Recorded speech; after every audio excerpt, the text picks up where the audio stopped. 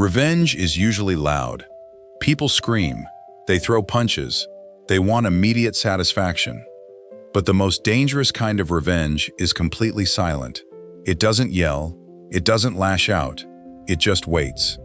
What would you do if the person who humiliated you when you had absolutely nothing suddenly needed your mercy 20 years later? This is a story about the ultimate weapon of the human mind, patience. The year was 2004. The city was Chicago. The winter wind coming off Lake Michigan felt like razor blades. Marcus was 12 years old. He didn't have a warm bed. He didn't have a winter coat. He didn't even have a family.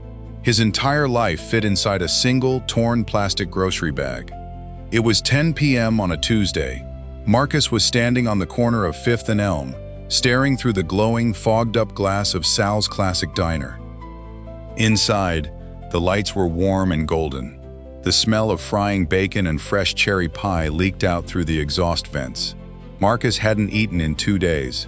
His hands were numb. His stomach was a hollow, twisting knot. He stepped closer to the glass. He just wanted to feel the heat radiating from the window. Suddenly, the heavy glass door violently swung open. Sal, the owner of the diner, stormed out. He was a massive man, with a grease-stained apron and a face red with anger. Sal didn't offer a discarded roll. He didn't offer a cup of hot water. He grabbed Marcus by the collar of his thin, ripped shirt. He dragged the 12-year-old boy away from the light and threw him into a pile of dirty, freezing snow by the street gutter. Sal snatched Marcus's plastic bag, the bag that held his only spare pair of socks and a photo of his late mother, and kicked it into the street. "Scram, you little rat," Sal barked, his voice echoing down the empty street. "You're bad for business. If I ever catch you looking at my diner again, I'll call the cops. Now get out of my sight." The heavy door slammed shut. The open sign flickered. Marcus lay in the dirty snow. His knees were scraped. His hands were bleeding.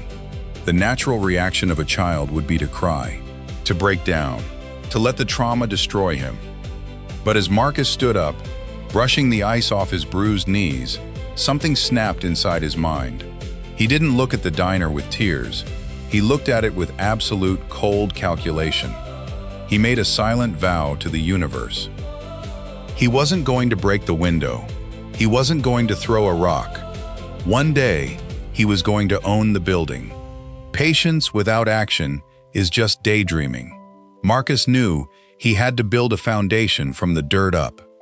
Phase 1 was survival. Between the ages of 12 and 16, Marcus became a ghost in the city. While other kids were playing video games, Marcus was walking 20 miles a day. He collected discarded aluminum cans from alleys. He shoveled driveways for $5 a pop. He washed windshields at red lights. Every single dollar he made went into a rusted coffee can hidden beneath a loose floorboard in an abandoned warehouse. By his 18th birthday, he had saved exactly $4,200. He didn't buy a car, he didn't buy a watch. He walked into a Goodwill thrift store and bought a second-hand navy blue suit for $12. It was slightly too big, but it was clean. Phase 2 was education. Marcus walked into the largest commercial real estate firm in downtown Chicago. He didn't ask to be a broker.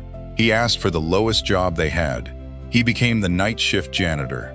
For the next 4 years, Marcus swept the floors. He emptied the trash cans. But he was doing something else. He was listening. When the brokers left their desks, Marcus read the discarded contracts. He studied the zoning laws. He memorized mortgage rates, equity structures, and foreclosure protocols. He absorbed millions of dollars worth of financial education while holding a mop. He learned the language of the wealthy. At age 24, Marcus made his move. He took his savings and applied for a commercial loan to buy a small, run-down duplex on the south side. He sat across from the loan officer in his $12 suit. The banker looked at Marcus's application. No college degree, no credit history, just a janitor with a dream. The banker laughed, literally laughed in his face. "Son, real estate is for people with capital, not people with brooms. Application denied. It was a brutal rejection, the kind that makes most people quit and accept their place at the bottom. Marcus walked out of the bank. He stood on the sidewalk. He closed his eyes and vividly remembered the feeling of the freezing snow on the corner of 5th and Elm. He remembered Sal's voice calling him a rat.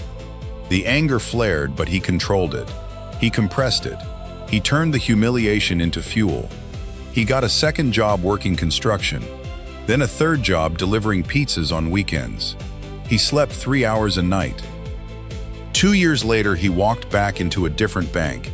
He didn't ask for a loan this time. He slammed $25,000 in pure cash on the desk.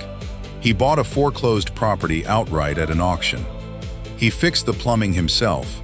He painted the walls himself. He rented it out. 6 months later, he leveraged the equity to buy 2 more properties, then 4, then an apartment complex. The boy who used to dig through trash cans was now signing million-dollar checks. He built an ironclad real estate portfolio. He became a titan.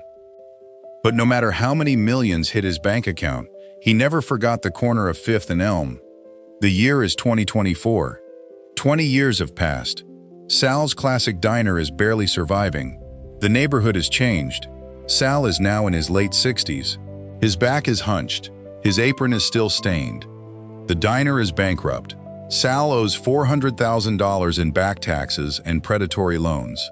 The bank has initiated foreclosure. Sal is standing behind the counter, staring at an eviction notice. He is about to lose everything he has ever built. He is about to be thrown onto the street. The door chime rings. A sleek, black town car is parked outside. A man walks in. He is wearing a custom-tailored Tom Ford suit.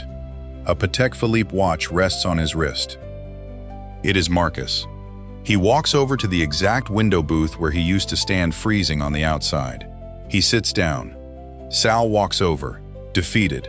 He doesn't recognize the billionaire sitting in his booth. He just sees a wealthy man. "What can I get you, sir?" Sal mumbles, his voice lacking any of its old power. Marcus looks out the window at the street gutter. Then, he looks up at Sal. "I heard the bank is auctioning off this block," Marcus says, his voice calm, steady, and terrifyingly quiet. Sal looks away, ashamed. "Yeah, end of the month. I'm done. They're taking it all." Marcus reaches into his tailored jacket. He pulls out a thick, legal folder and slides it across the sticky diner table. "They aren't taking it," Marcus says. "My holding company bought the debt this morning. We purchased the entire block for $4.2 million. I own this building now." Sal freezes. The blood drains from his face. He realizes the man sitting in front of him is his new landlord. He braces for the eviction. He braces to be thrown out into the cold. "I'll pack my things," Sal whispers, his voice cracking. "Open the folder, Sal," Marcus commands softly. Sal's trembling hands open the manila folder.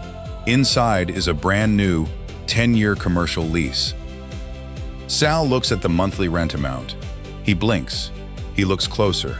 The rent is listed at exactly $1.00 per month. Sal looks up, completely confused, tears welling in his tired eyes. I don't understand. Why? Who are you?" Marcus leans forward. The lighting catches his eyes. 20 years ago, you threw a starving 12-year-old boy into the snow right outside that window," Marcus says. "You told me I was garbage. You told me I was bad for business." Sal gasps. The memory hits him like a freight train. He steps back, horrified at his past cruelty, waiting for the punishment he knows he deserves. Marcus stands up. He buttons his jacket. "I could destroy you today, Sal.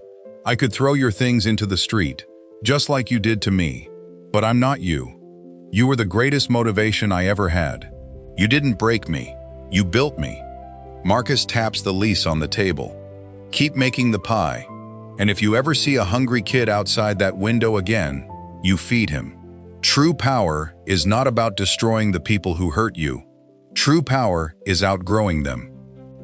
When you face rejection, humiliation, or cruelty, do not waste your energy yelling back. Do not waste your life seeking petty revenge.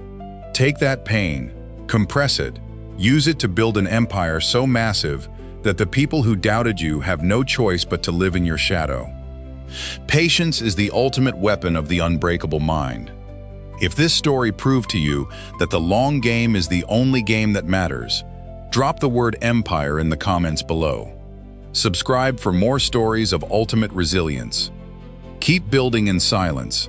Your moment is coming.